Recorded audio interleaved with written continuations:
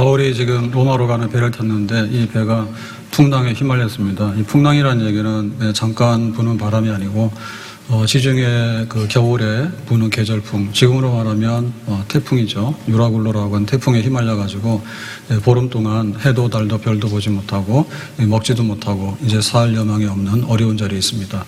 근데 사실 지금 바울이 지금 죽느냐 사느냐 이런 자리에 있는데 지금 신분이 또 죄수거든요. 그래서 3차 전도를 마치고 예루살렘에 왔는데 유대인들이 바울을 미워해가지고 이방인을 데리고 성전에 들어갔다. 성전 못 오겠다 해가지고 소란을 피니까 바울이 체포가 됐어요. 그래서 가이사라에서 2년 동안의 재판을 받는데 로마법으로 문제가 없죠. 근데 벨리스 총독도 또 베스도 총독도 재판만 하고 판결을 안 합니다. 미결수 상태로 계속 두거든요. 유대인들이 바울을 미워하니까 풀어줄 수가 없는 거예요. 죄는 없지만. 그래서 이제 바울이 로마 시민권자이기 때문에 로마 황제 가이사 법정에 상소해가지고 재판받으러 가는 거예요. 그러니까 어떻게 보면 이제 만신창이가 된 거죠. 죄수로서 2년 동안의 감옥살인데 죄도 없는데 결박이 되고 그 다음에 또 이제 재판받으러 가는데 그냥 가도 배 타고 가는 길이 얼마나 험하고 또 죄수로서 고달픕니까? 그런데 또 풍랑까지 만나서 죽게 됐으니까 정말로 어려움에 어려움을 겪는 그런 아주 사망의 골짜기를 통과하고 있는데 바울은 믿음을 버리지 않습니다. 어려운 일 당할 때 나의 믿음 적으나 의지하는 내 주를 더욱 의지합니다. 어려운 일 당할 때 나의 믿음 적으나 의지하는 내 주를 더욱 의지합니다. 바울이 이제 기도하죠. 근데 지금 이 배가 276명이 탔거든요. 큰 배예요. 아프리카 알렉산드리아에서 출발해가지고 로마까지 가는데 여기에 이제 선주도 있고 선장도 있고 백부장도 있고 큰 소리 쳤어요. 안전하다고. 근데 이렇게 파손해가지고 죽게 생겼잖아요. 다 이제 죽을 날만 기다리는데 바울은 하나님께 기도를 합니다. 바울이 열심히 기도했죠. 하나님 응답하셨어요. 그래서 이 배는 파손할 것이지만 사람들은 하나도 죽지 않을 거다. 바울, 너는 가이사 앞에 쓸 것이다. 로마 법정에 서서 복음을 증언하는 일을 할 것이다 라고 응답을 주십니다. 그래서 이 풍랑을 뚫고 나가게 되는데 하나님께서 기도 응답하셨다. 왜 응답하셨을까? 바울이 기도 열심히 하고 또 바울이 굉장히 간절했기 때문에 맞는 얘기예요. 근데 바울이 아무리 간절히 기도하더라도 그 풍랑의 파도와 바람 소리에 그 기도 소리가 얼마나 가겠어요? 안 들려요? 누가 와서 바다에서 건져달라 하더라도 뉴스에도 안 나와요. 근데 하나님께서 그 소리를 들으시잖아요. 그러니까 이거는 바울이 기도를 잘했다기보다는 하나님께서 바울을 살리신 거지. 바울이 살려달라 해서 산 것이 아니라 하나님이 바울 죽으면 손해요. 그래서 바울을 건져내서 바울의 소명은 로마를 버리라. 이방인을 위한 택한 나의 그릇이다. 해가지고 이제 그 복음 전해야 되는 부르심이 있는데 이 부르심이 지중해에서 풍랑 만나서 없어졌다라고 하면 하나님의 일이 잘못되잖아요. 그래서 하나님이 더 급한 겁니다. 그래서 하나님이 바울을 건져낸 겁니다. 우리에게 사명이 있으면 살게 되고 하나님의 부르심이 남아있다면 마지막까지 가게 되는 풍랑을 헤치고 나갈 수 있는 평탄한 길이 또 한 번 열려지게 될 줄로 믿습니다.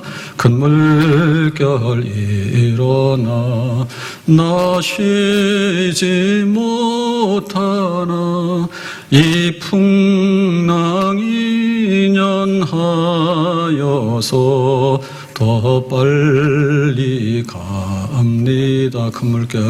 큰 물결 일어나 나 쉬지 못하나 이 풍랑이 연하여서 더 빨리 갑니다. 바울이 살겠다고 사는 것도 아니고요. 죽겠다 해서 죽는 것도 아니에요. 하나님이 바울을 살려야 될 이유가 있으면 반드시 바울을 살리게 되는데 이제 사명 붙잡아야 되잖아요. 그러면 풍랑이 일어나서 자기가 듣도 보도 못한 한 번도 생각한 적이 없는 로마를 버리라 가이사 법정에 쓰리라고 하는 것이 갑자기 막 떠오릅니까? 아니죠. 원래 알고 있는 것도 다 잊어먹어요. 다급한 순간을 만나면. 그렇기 때문에 우리가 사명을 붙들어야 되는데 이게 생명인데 이거는 하루하루입니다. 오늘 내 사명을 간직하면 한 주간의 사명을 간직하는 거고, 한 주간의 사명을 간직하면 또 한 달의 사명을 간직하는 거예요. 내가 한 달 동안 하나님의 사명을 붙잡으면 또 한 해를 사명을 붙들고 살게 되는 거예요. 그것이 10년이 되고 그것이 나의 인생이 되고 나의 달려갈 길을 다 마치는 길이 되는 거예요. 하루하루 한 걸음 한 걸음이에요. 내가 오늘 이 사명의 자리를 떠나게 되면 못해요. 다음 걸음이 없어지게 되는 거예요. 천리길도 한 걸음이라고. 그리고 또 이 사명이라고 하는 것은 정말 우리가 어떤 머릿속에 나오는 것으로 되는 게 아닙니다. 머릿속에 있는 것은 굉장히 타선적이고 계산적이거든요. 근데 그것 가지고서 하나님의 부르심이 이행되어질 수 없어요. 그리고 뭐 다른 사람들이 임명장을 주거나 뭐 다른 사람들이 잘했다 한다 해가지고 그걸 하다가 나중에 좀 환경 좀 불리해지면 안 하고 그렇게 되는 게 아니래요. 내 가슴 속에 박혀야 돼요. 이것이 나의 사명이라고. 이것이 하나님의 뜻이라고. 내 평생의 소원이 이것이라고. 이게 하나님의 소원이라고. 그것을 이루어야 되겠다고. 근데 가슴 속에 이 사명감이 불타고 있어야 되는데 이방인을 위한 나의 택한 그릇이라고. 로마를 볼 것이라고. 바울은 죄인의 괴수였죠. 그런데 나 같은 죄인의 괴수를 어떻게 사도해지게. 나의 나 된 것은 오직 하나님의 은혜입니다. 나 같은 죄인 살리신 주 은혜 놀라와 잃었던 생명 찾았고 광명을 얻었네. 하나님께서 나 같은 죄인을 살리셨구나. 내 잃었던 생명을 찾았구나. 그런데 나에게 예수 믿는 것만 해도 고마운데 이렇게 전도자로서 사도라고 하는 직을 주셨으니까 너무나 감사하다. 하나님의 은혜로 있을 데 없는 자 왜 구속하여 주는지 난 알 수 없도다. 가슴에 새긴 사명이 있을 때 잊어버리지 않는 거예요. 그러면 내가 하루하루 내 가슴에다가 사명을 붙들고 내가 로마를 갈 것이다. 이렇게 해서 1, 2, 3차 전도를 마치고 지금은 4차 전도, 죄수의 신분으로서 재판받으러 가는 4차 전도 길에 있는데 과연 이것이 어떻게 가능할까? 하루하루 내 가슴속에 사명을 붙드는 것이 내 의지대로 되느냐? 안 돼요. 우리 안에는 육체 소욕이 있는가 하면 성령의 소욕이 있거든요. 그래서 앉으면은 좀 눕고 싶고 누우면은 자고 싶고 일어나기 싫은 거예요. 배부르면 그때부터는 딴소리예요. 그런데 우리가 뜻을 둔다고 한다면 어떨 때는 자고 싶지만 잠을 안 자는 때도 있고요. 내가 어떨 때는 먹지 않고 금식하면서 기도할 때도 있는 거예요. 그래서 하나님의 거룩한 부름, 하나님의 위에서 주신 사명이 있을 때 우리는 육체대로만 하면 그거를 거스려요. 베스메스로 가는 암소가 송아지가 젖달라고 울어요. 그러니까 괴롭죠. 젖을 줘야 되는데 자기는 지금 언약궤를 싣고 베스메스로 가야 되는 거예요. 그러니까 이 두 가지 자식한테 저쪽으로 갈래 아니면 앞으로 갈래. 요나가 니느웨에 가서 말씀 전달하니까 니느웨는 아수르의 원수들이야. 싫은 거예요. 자기 애국자야. 도망갔어. 다시스로. 그러니까 자기는 다시스로 가고 싶은데 하나님 니느웨로 가는 거예요. 그러니까 이 둘이 지금 충돌하고 있는 거죠. 삼손이 들릴라와 사랑에 빠졌습니다. 들릴라가 당신의 힘의 비밀이 뭔가를 알려달래요. 나를 사랑한다면. 근데 하나님께서는 나시린의 비밀은 알려주지 말라 그거죠. 그러니까 내가 나시린의 비밀을 알려줄까? 알려주지 말까? 거기서 둘이 이제 충돌하게 되는 거죠. 바울도 마찬가지입니다. 바울도 지금 3차 전도를 마치고 예루살렘 갈라 하는데 예루살렘에 가게 되면 결박을 당하고 환난을 겪는다라고 얘기를 해요. 그러니까는 그만할까? 좀 피할까? 이런 생각이 들죠. 그런데 성령께서는 그래도 예루살렘으로 가라. 3차 전도를 마치고 그 다음에 또 다른 남아있는 로마가 있다면 로마까지도 가야 된다. 이렇게 얘기를 하는 거죠. 그래서 우리가 성령에 의해서 하루하루를 사명을 붙드는 거고 성령에 의해서 내 가슴속에다가 사명을 붙들게 되는 거예요. 바울이 다메섹 도상에서 처음에 이제 회심하게 될 때 내가 너를 왜 구원했느냐? 너는 로마를 봐야 돼. 그런 것을 하나님께서 소명을 주셨어요. 그때 바울이 이렇게 정오의 햇볕을 보면서 실명을 하잖아요. 그래가지고 이제 아나니아가 안수할 때 비닐이 떨어져 나가는데 다시 말하면 지금까지 육체적으로 살았다면 이제는 영으로 살아라. 새로운 세상을 보고 살아라. 그랬는데 바울은 그때마다 성령에 의해서 성령의 능력과 성령의 인도하심과 또 성령의 기름 부으심과 또 성령께서 말씀하심과 성령께서 치유하심과 이런 성령의 은혜를 덧입어서 인간 바울과 육체의 바울이 아니라 로마 시민권자나 혹은 율법에 혹은 헬라 철학에 능통한 사람이 아니라 그야말로 이 십자가 은혜로 이렇게 성령으로 기름 부음 받은 하나님께서 부탁한 큰 사명을 감당해야 되는 사람으로서 지금 여기까지 살아온 거죠. 그러니까 이 성령에 의해서 이것이 바울을 여기까지 이끌어온 거예요. 그러니까 이 마지막 풍랑도 지금 이 성령의 은혜로서 극복하고 넘어가야 되는 거죠. 로마로 가기 위해서는.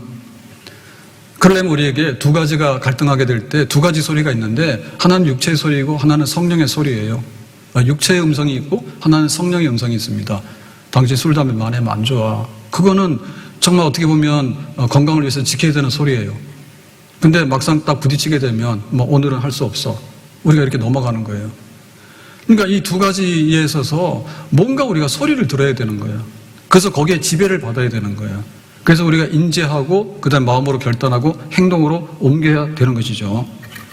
오늘 말씀 보면 바울이 사도행전 20장 23절에 보면 성령이 각성해서 내게 증언하여 결박과 환난이 나를 기다린다 하시나. 그러면 우리 육체의 반응은 뭡니까? 결박은 감옥에 가는 거고 환난은 2년 동안에 가이사라에서 재판받는데 판결도 안 나고 고생만 하는 거예요. 이게 있다는 거예요. 그럼 육체로서는 뭐예요? 가면 안 되겠네? 힘들겠네? 가지 말까? 이렇게 생기잖아요. 육체의 소리거든요. 그런데 24절에 보니까 내가 달려갈 길과 주 예수께 받은 사명 곧 하나님의 은혜의 복음을 증언하는 일을 마치려 하면은 지금까지 해왔어요. 근데 여기가 끝이라고 하면 내가 끝나면 되지. 근데 하나님께서는 아직도 마침표가 안 찍어졌거든요. 왜냐면 로마를 못 갔어요, 바울은. 로마는 세계 중심이고 세계 선교를 하려면 로마 선교가 일단 돼야지 전 세계로 퍼져나가게 되는 거예요. 그러니까 이거는 가야 되는 거죠. 달려갈 길, 사명, 마침. 이거는 성령께서 지금 들려주시는 음성이에요. 그러니까는 결박과 환난이 있으니까 가지 말라고 하는 것이 아니라 결박과 환난이 있으니까 성령의 은혜를 덧입어서 더 단단히 각오하고 하나님께 붙잡혀서 그 길을 가라는 얘기죠. 성령의 음성이죠. 나의 생명조차 조금 더 귀한 것으로 여기지 아니하노라. 살고자 하면 죽어. 죽고자 하면 살아. 육체의 어떤 소리는 너 사는 거 먼저 해 그러지만 성령의 소리는 뭐냐면 하나님의 뜻이 이루어지는데 먼저 해봐. 성령이여 그 음성을 항상 들려주소서. 내 마음은 정했어요 변치 말게 하소서. 성령이여 그 음성을 항상 들려주소서. 내 마음은 정했어요 변치 말게 하소서. 지금 막 바람 소리 들리잖아요. 파도 소리 막 들리잖아요. 사람도 죽겠다고 막 아우성치잖아요. 이런 가운데서 하나님의 음성이 들려와야 되는데 하나님의 음성은 우리 속에 보내주시는 성령, 내가 예수 믿을 때 받게 된 이 성령이 우리 속에 계시면서 그 음성을 성령께서 우리 마음속에다가 들려주시는 거예요. 바울 너에게는 할 일이 있다고, 가이사 법정에 서야 된다고, 이 소리, 성령의 소리를 듣게 되는 거죠. 여기에 우리가 귀를 기울여야 되는 거죠. 바울이 이렇게 지금까지 쭉 전도자로서 사명의 길을 걸어올 때 성령의 음성을 많이 들었어요. 바울은 굉장히 치명적인 질병이 있었어요. 사탄의 가시라 했거든요. 악질적이에요. 그래서 우리가 뭐 간질이라든지 혹은 안질이라든지 너무 고통스러운데 해결이 안 되는 그런 병. 근데 바울이 기도를 많이 했죠. 하나님께서 뭐라 했냐면 너 병 못 고쳐준다 이런 거예요. 그러면 우리의 육체의 소리는 뭐예요? 하나님 나를 거부하시는구나. 너무하시네. 내가 아픈데 어떻게 전도를 하지? 나 그만두겠다. 육체의 소리는 그렇게 가는 거예요. 그런데 다시 한번 하나님께서 음성을 들려주시는 거예요. 그런데 바울, 내 은혜가 너에게 좋게 충만해. 네가 약할 때 강해져. 그리고 네가 약할 때 더 겸손해져. 그래서 그릇이 점점 커지게 되는 거예요. 그러니까 이 육체의 질병이라는 가시를 지니고 사는 것이 은혜가 있고 너에게는 좋은 거야. 하나님께서 그 응답을 다시 주시는데 그걸 듣게 되는 거예요. 대부분의 사람들은 뭐냐면 기도해서 주세요라고 안 주면 그만두세요 하고 일어나게 되는 거예요. 그건 하나님의 음성을 듣는 게 아니죠. 성령의 음성을 듣는 게 아니죠. 하나님께서 때로는 우리가 원하는 대로 병을 싹싹 고쳐줄 수 있어요.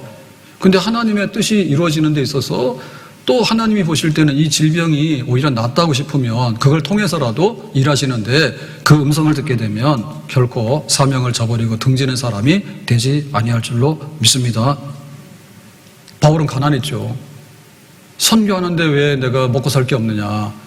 선교하려고 하면 선교비가 있어야 되는데 배를 타고 가야 되면 배는 공짜로 타는 것도 아니잖아요. 선교비가 많이 들거든요. 그랬을 때 하나님 왜 선교비가 안 옵니까? 교회들이 너무하네요. 나 안 할래요. 얼마든지 말할 수 있잖아요. 그건 육체의 소리인 거예요. 내게 능력 주시는 자 안에서 내가 모든 것을 할 수 있다고. 내가 I can do everything 그랬는데요. 그거는 바울이 어마어마한 능력을 자랑하는 게 아니고요. 빌립보 교회에다가 보내는 편지 중에서 선교 헌금 준비해 줘서 고마운데 선교 헌금에 대해서는 걱정하지 마라. 보내주면 보내주는 대로 하고 안 보내주더라도 안 보내주는 대로 할 수 있다고. 그러니까 나는 가난한 거 별로 문제가 안 된다고 그런 얘기 하거든요. 그게 성령의 음성을 들은 거예요. 볼 때 이왕이면 후원이 많으면 잘하는 게 맞지. 그러면 하나님께서는 그러면 좀 후원이 없으면 못하느냐 그거 아니죠. 예수님의 직업이 뭡니까? 목수요. 바울의 두 번째 직업이 뭐예요? 천막 만드는 기술자예요. 노동자인 거예요. 예수님도 노동하셨는데 나도 뭐 노동하는데. 그리고 바울이 복음을 전할 때 굉장히 학식이 있고 철학을 하는 엘리트들도 있지만 대부분의 사람들 일반적인 사람들이에요. 농사 짓고 다 일하는 노동자들이고 이런 사람들이잖아요. 수공업하는 사람들이잖아요. 그러니까 바울하고 말이 되겠어요? 말 잘 통하죠. 바울은 정말 엘리트거든요. 그 시대에. 근데 바울이 또 이런 노동을 하기 때문에 사람들하고 자연히 잘 어울리게 되고 그러니까 또 뭐가 되는가 하면 그 당시에 가짜들이 굉장히 많았어요. 교회 와서 복음 전한다 하면서 거기서 가지도 않아. 계속 먹고 사는 거예요. 그러니까 이런 사람들은 그야말로 이렇게 복음 전도에 사명이 있는 게 아니라 먹고 살기 위해서 숟가락 들고 다니는 사람들이에요. 그러니까 바울은 그런 의심을 안 받아요. 그래서 바울이 그 에베소 장로님들한테 고별 설교할 때 내가 에베소에 3년 동안에 복음 전한 거 알지? 정말 그 아데미 우상을 물리치고 에베소가 거룩한 부흥을 했잖아. 근데 내가 어떻게 살았는지 알지? 내 천막 노동에서 한 거 알잖아요. 그러니까 내가 진짜인 거 알지? 내가 호구지책으로 내가 먹고 살기 위해서 교회 와서 붙어 먹고 사는 사람 아니지? 그거 알지? 그러니까 에베소의 목회자들에게 정신 차리고 생활을 똑바로 하라고 그런 부탁을 하잖아요. 그러니까 바울은 그런 그 성령의 음성을 들으면서 가난하고 후원이 없는 것도 하나님께서 때로는 이용하시는구나. 그걸 받아들인 거예요. 그러니까 계속해서 사명을 감당하지. 돈 없어요? 아파요? 나 못해요? 이러면 다 못하는 거지. 때로는 아플 수도 있어요. 때로는 내가 좀 가난할 수도 있어요. 내가 이왕이면은 좀 부자가 되고 건강해가지고 교회 와서 그냥 봉사도 콱 했으면 좋은데 왜 하나님께서 나에게 허락하지 않으실까? 하나님께서 무슨 뜻을 가지겠는지 성령의 음성을 듣도록 하라고. 바울은 감옥에도 갔거든요. 빌립보 감옥 가가지고는 그냥 풀려났어요. 고생하고 하룻밤. 근데 지금 여기 3차 전도하고 나서 가이사라의 그 총독부 감옥에 갇혔을 때는 자그마치 2년 동안이나 갇힙니다. 2년 동안. 바울이 60을 못 살았어요. 그런데 그 2년 동안이나 그 미결수로서 재판만 받고 풀어주지도 않고 이런 답답한 상황, 이런 걸 겪을 때, 하나님께서 왜 이러실까? 예? 그리고 내가 로마로 가서 복음을 전하는데 자기 생각에는 정말 로마로 멋있게 가가지고 사람들 모아놓고 복음을 전하고 이럴 줄 알았거든요.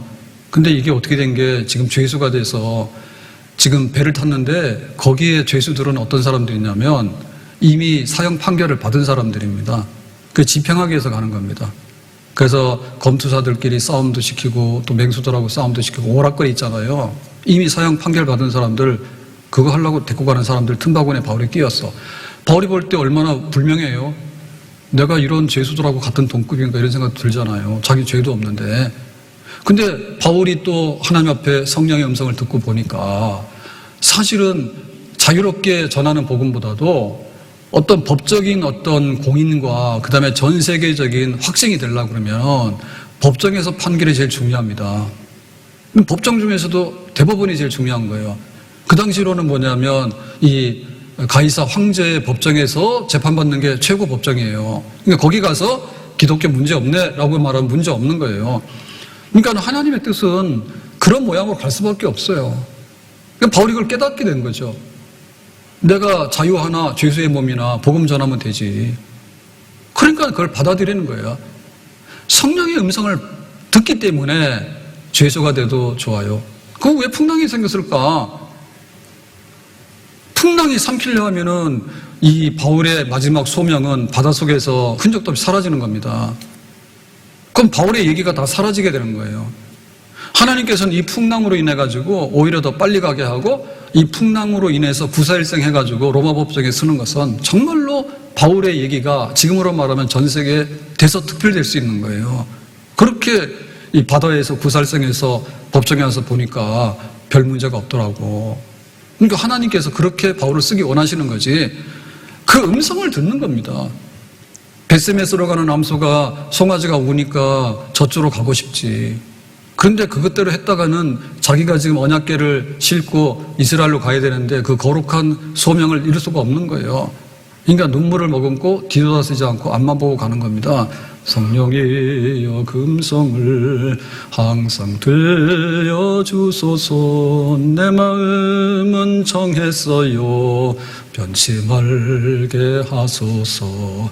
소리를 들어야 되는 거예요. 우리의 사명이 뭐예요? 하나님께서 나를 이 땅에 보내실 때는 내가 알아서 내가 국적을 정하고 내가 한국 사람 다 정하고 내가 남자 여자 정하고 정해서 온 거 없잖아요. 하나님 뜻이 있어가지고 우리를 보냈을 거예요. 하늘에 나는 새도 수명이다 하나님 손에 달려야 됐는데, 하나님께서 우리 가정을 세웠는데 우리 가정을 집 짓는 거거든요. 하나님께서 집을 지시는 거예요. 인생의 집을 지을 때 가정을 통해서 하나님의 거기에 부르심이 있는 거예요. 요즘에 이상한 일들이 굉장히 많이 일어나는데, 뭐 대만에서 온 우편물 받지 말라고, 그 다음에 비 오니까 뭐 어디 가지 말라고. 근데 교회 가라는 얘기는 안 했죠. 비 오니까. 신림동인가 어디서 칼부림 났잖아요. 아무 저기도 없는데 칼 들고 다니면서 막 한 사람 죽고 뭐 4명인가 부상당하고 있었잖아. 그러다 다는 모르겠는데 머리 기사 보니까 왜 죽였냐 그랬더니 자기는 너무 고통스럽고 불행하게 사는데 행복하게 사는 사람들 보니까 내가 너무나 마음이 안 좋아가지고 너도 좀 불행하라 해가지고 칼 휘둘렀다는 거야. 그러면은 그 이상한 사람이긴 한데 우리가 그걸 확대시켜서 한번 보자고요. 보면 세상에 있는 사람들이요, 자기가 하나님 앞에 뭘 가지고 살아야 되는지 잘 몰라요. 그 사람은 극단적으로 칼을 휘둘러서 살인을 한 묻지마 살인자가 됐지만 대부분의 사람들이 그런 거예요. 결국엔 뭐냐면 내 인생에 그 편한 거하고 돈하고 그런 데 따라서 우리가 다 사는 거예요. 나야 나. 초등학교 교사가 자살했습니다. 왜 그랬을까요? 무슨 문제가 있는 거예요.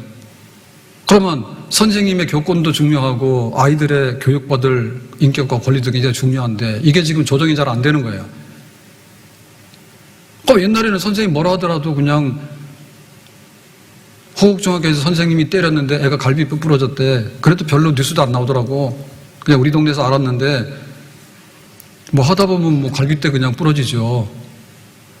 골프 친다고 휘두르면 갈비뼈 부러진다며, 처음에 할 때. 근데 이제는 거꾸로 돼가지고 말도 못한다 이게요. 초등학교 6학년에 선생님을 때렸는데 수십 대를 때려가지고 선생님 폭행을 막 당해가지고 난리가 나거나 아니면 막 시달려 죽거나. 보면은 나예요, 나. 내가 지금 번지수를 모르는 거예요. 학생이 번지수를 모르는 거야. 부모들도 번지수를 몰라. 그건 집에서 키우지 왜 학교에다 왜 보냈어? 너무 심한 거예요. 자기 이 주장이 너무 심한 거예요. 그러니까 우리의 신성한 부르심이 다 깨져나가는 거 없는 거예요. 내 살고 싶으면 살고 내 죽고 싶으면 죽고 나 혼자 죽기 억울하고 내가 불행하면 행복한 놈 갖다가 찔러가지고 죽이기도 하고 막 그런 거예요. 완전 세상 다 미쳤어요. 가정이 지금처럼 잘 사는 시대가 없었습니다. 이 덥고 막 장마지는데 하루 세 끼 밥을 했는데 냉장고가 어디 있어요? 근데 지금 왜 이렇게 결혼도 안 하는지 몰라. 냉장고 세탁기 다 있는데 결혼은 안 한다니까. 그 다음에 살다가도 이혼은 또 그렇게 많이 해요. 제가 20년 전 됐는데 그때 터키로에서 이 바울 행적을 따라서 성지순례 한다고 거기 갔었는데, 그리스 갔더니 뭐 가이드들이 뭐 온갖 얘기 다 하잖아요. 쓸데없는 얘기들이 하는데 막 믿거나 말거나 한국의 영교시랑 야자, 이거 거기 뉴스 나왔대요. 믿거나 말거나로. 그 사람들은 이해를 못 하는 거야. 한국 사람들 왜 그러는지. 근데 또 하나 이해 못 하는 게 뭐냐면, 한국 사람들은 왜 이렇게 친부모하고 사는 사람이 많은지 그걸 또 이해를 못 하는 거야. 그 당시에는 그랬어요. 지금 우리나라 안 그래요. 그러니까 이게, 결혼식 한다 그러면 우리가 약간 좀 신성한, 그래도 뭔가 좀 이런 게 있었거든요. 지금 그런 게 아닌 거예요. 뭐 자기가 웨딩을 계획하는데 좋다 그거야. 근데 그거를 취미로 생각하는가 봐. 근데 거기에 뭐가 표현되는가 하면 우리 집 가정의 이 건축이 거기에 반영되어 있는 거예요. 설계도가 부실하거나 시공이 부실하면 다 부서집니다. 큰 아파트 회사들이 지금 아파트 지어가지고 문제 생겨가지고 전부 다 지금 막 부시고 짓고 하는 일들이 뭐 벌어지잖아요. 그걸 아주 이렇게 선택의 하나라고 생각해요. 내가 온전하지 않지. 그러니까 두 사람이 살면 좀 더 온전해지는 부분이 있기 때문에 둘이 한 몸을 이루려 했잖아. 그러면 하나도 모자라고 하나도 모자라는데 둘이 합쳐가지고 온전해야 했는데 둘 다 모자랐는데 하나님이 합쳐가지고 한 집을 지어야 되는데 이질적인 두 인격이 모여가지고 자기들끼리 협약을 맺은 거야. 그거를 그냥 보통으로 생각해요. 집 잘못 진 거예요. 하나님이 우리 인생을 이 땅에 세우셨다. 인생의 주인이다. 하나님이 우리 가정을 집을 지으셨다. 그러니까 이거 함부로 부시지 못한다. 그러니까 주님이 사랑한 것처럼 교회가 순종하는 것처럼 그렇게 해야 된다. 하나님이 우리를 이렇게 세워주시면 우리 가정이 산다. 이게 돼야 되는데 교회에서 결혼식을 안 합니다. 목사님 주례 필요 없습니다. 뭐 하나님이 이 가정을 세웠다 선포가 필요가 없습니다. 해볼 때를 해봐요. 나오는 게 뭐예요? 우리가 직장 나가서 일을 해야 되는데 이게 천직이라고 하는 것이 있어야 되거든요. 하늘이 주신 나의 부름이라고, 직업이. 근데 이게 돈에 좌우되고 세상에 이런 풍조에 좌우되다 보니까 이게 거룩한 뿌리가 없는 거예요. 성령의 음성을 들어야 돼. 성령의 음성을. 하나님께서 내 일터에서 붙드시는 것이 뭔가를 붙잡아야 돼. 그래도 하나님이 내가 하라고 하니까 한다고 하는 뭔가가 있어야 되는데 주인 눈치 보고 그러니까 막 노사간에 막 밀고 당기고 할 수는 있죠. 근데 그 뿌리가 뭔가에 대해 생각해 봐야 되는 거거든요. 가정이 옛날처럼 살 수는 없죠. 그래도 우리 가정의 뿌리가 뭔가에 대해서는 집 지은 주인이 누군가에 대해서 생각을 해야 되거든요. 둘이 안 될 때는 하나님 개입하셔야 되잖아요. 내 마음대로 삽니까? 성령의 음성을 들어야 되잖아. 손영호 목사님이 애양원에서 목회하다가 참 고생 많이 했죠. 신사참배 반대해가지고 감옥 가 있다 해방돼가지고 풀려나서 그랬는데 한 3년 정도 45년에 해방됐으니까 48년인가요? 여순 사건 난 게. 그럼 어느 날 이 집회하고 있는데 동일이 동신이 죽었다고 10대 후반 20대 초반 그랬거든요. 죽었다 해가지고 놀래가지고 정신 나갔잖아요. 근데 장례는 해야 되고 장례식장에 나가서 뭐라 했습니까? 9가지 감사를 했잖아요. 깜짝 놀랐죠. 어떻게 하루 사이에 이렇게 변할까 사람이. 근데 그 내용이 막 기가 막힌데 그중에 안재선이를 양자 삼을 마음을 주셨으니 감사하다 해가지고 두 아들 자익이 죽인 거잖아요. 그 당시에 그런 충돌이 있었기 때문에 여수의 그 사건 자체가. 그래가지고는 그 안재선이를 구명해가지고 그 그 당시로는 그냥 이렇게 재판에 군사 재판해가지고 그냥 척결하고 이런 상황이었는데 구명해가지고 양자 삼잖아요. 근데 손 목사님이 그거 왜 그런지 몰라. 근데 그런 마음이 생긴 거예요. 그런 마음이 생긴 거예요. 그 하나님 성령께서 줬다고 봐야 되겠죠. 예수님처럼.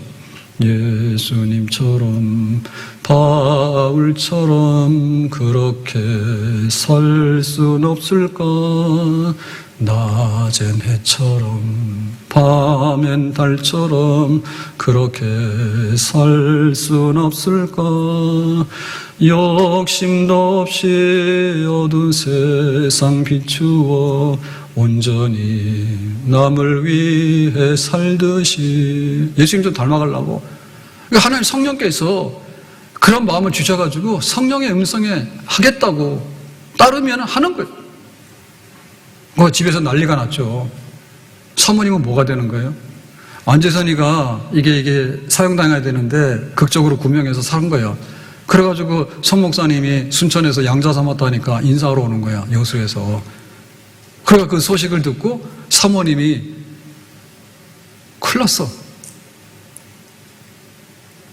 그거 지금 두 아들을 죽인 원수를 내 아들이라고 지금 이게 받으라고 하는데 그게 되는 겁니까, 지금? 그래서 쓴 글에 보니까 이랬더라고. 하나님, 나는 이거 못한다고. 근데 성령께서 좀 감당하게 해달라고. 그러고 기도했는데, 그때 보면 그 책에는 이렇게 써놨다. 개울가에서 빨래를 하고 있는데 저기가 안재선이 오더래. 얼마나 가슴이 떨리겠냐고. 저놈이 원수예요, 두 아들 죽인.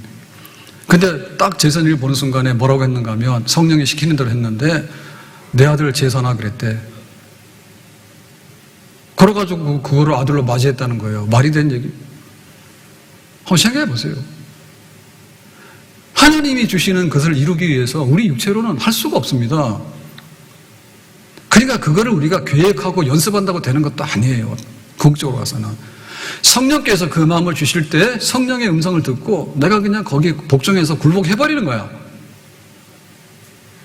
손 목사님 딸은 더 난리가 났죠. 친오빠 둘이 죽었는데 친오빠 둘을 죽인 안재선이를 오빠라고 부르라니까 오빠란 소리가 나와요. 그게 안 나오죠. 예수님처럼 바울처럼 그렇게 살 순 없을까. 낮엔 해처럼 밤엔 달처럼 그렇게 살 순 없을까. 네가 로마를 보리라고.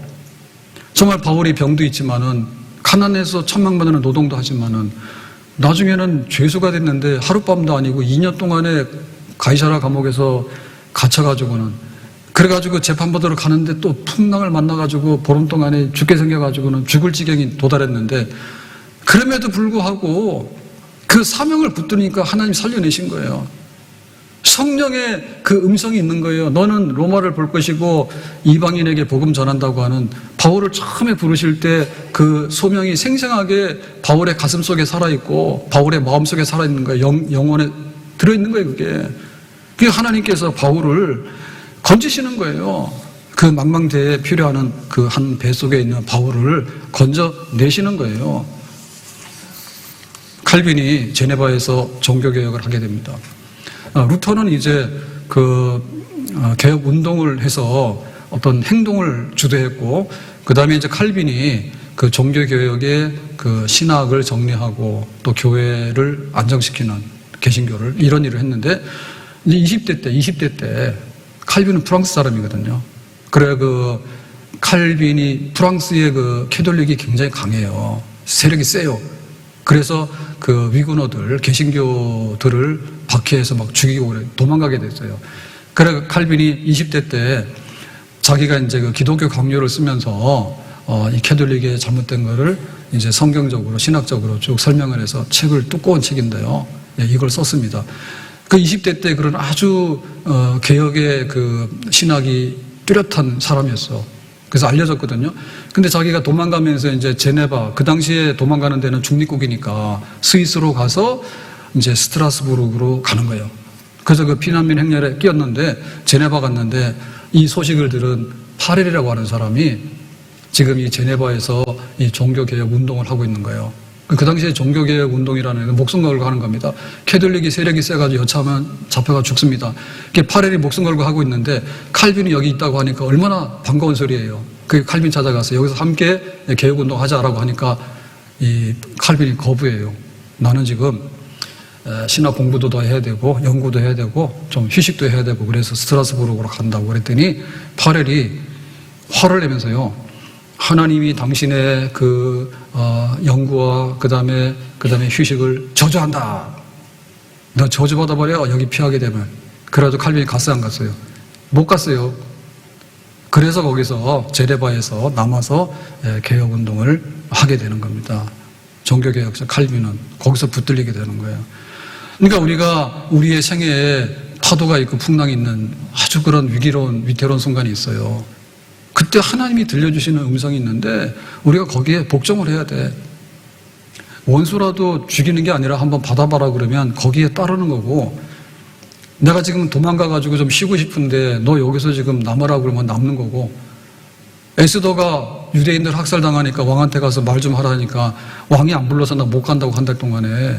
그러니까는 모르드게가 뭐라 했습니까? 네가 왕후가 된 것은 네가 이쁘거나 잘나서 그런 게 아니라 이때를 위함이 아니지 누가 하느냐. 바로 이때를 위해서 한 건데 네가 이걸 피해? 그럼 하나님께서 다른 방식으로 우리를 구원할 거니와 너와 집은 하나님께서 멸망시켜버린다고 저주를 퍼붓거든요. 근데 그 에스더가 그거를 받아들이는 거예요. 내 사명이 뭔가에 대해서 성령의 음성을 들어야 돼. 내가 이렇게 살다가 내 인생이 이게밖에 안 되는가? 뭘 먹고 마시고 입을까? 이거 걱정하다가 내 인생이 사라지는가? 사람 죽이고 내 인생이 사라지는가? 그건 아니겠지.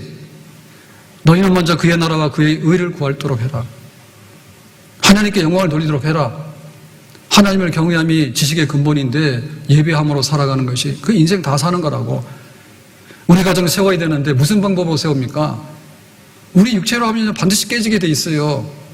그러니까 어딘가 성령의 음성에 우리가 녹아서 거기서 하나의 미랄이 되어야지 가정을 세우는 겁니다. 교회를 다닌다고요?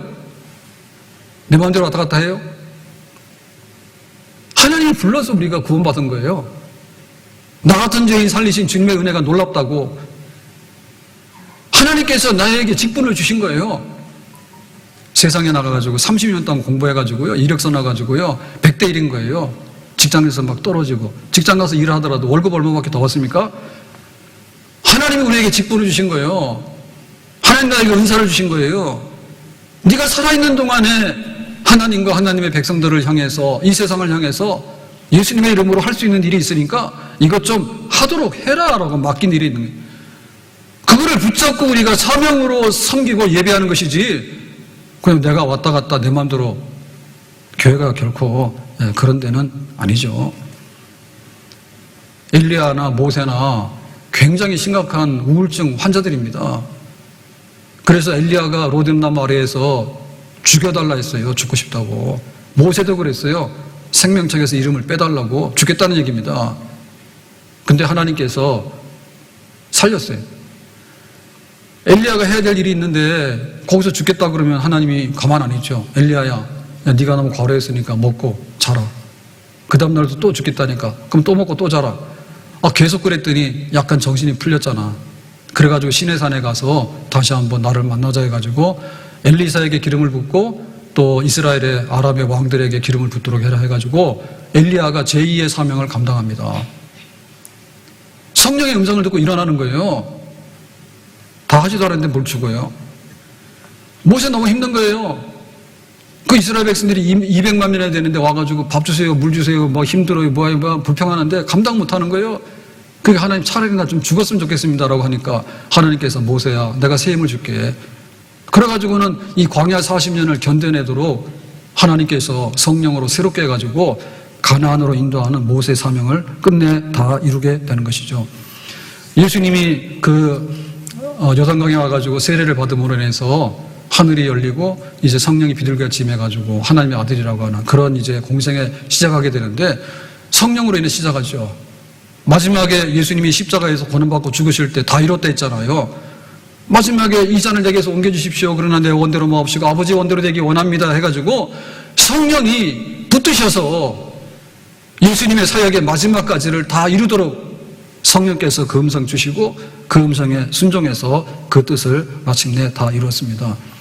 우리의 사명이 무엇이냐? 하나님이 나를 살리시는 이유가 뭘 것인가? 붙잡아라. 기도해라. 성령의 음성을 들어라. 그리고 그 사명을 묵상해서 그것이 내 마음속에 자꾸 들어와야 돼요. 내 마음속에 들어오도록 그 사명이 뜨거워야 돼요. 미지근하면 안 돼요. 뜨겁도록 끓도록 그렇게 되면은 우리의 달려갈 길을 다 가게 되고 선한 싸움을 싸우게 되고 이 풍랑 인연에서 더 빨리 가게 되고 지금까지 못했던 로마 법정에서 기독교를 증언하게 되는 그 영광스러운 전도자의 마지막 사명을 마침내 다 이루게 되는 줄로 믿습니다. 큰 물결이 일어나 나 쉬지 못하나 이 풍랑이 인연하여서 더 빨리 갑니다. 사명 붙잡읍시다.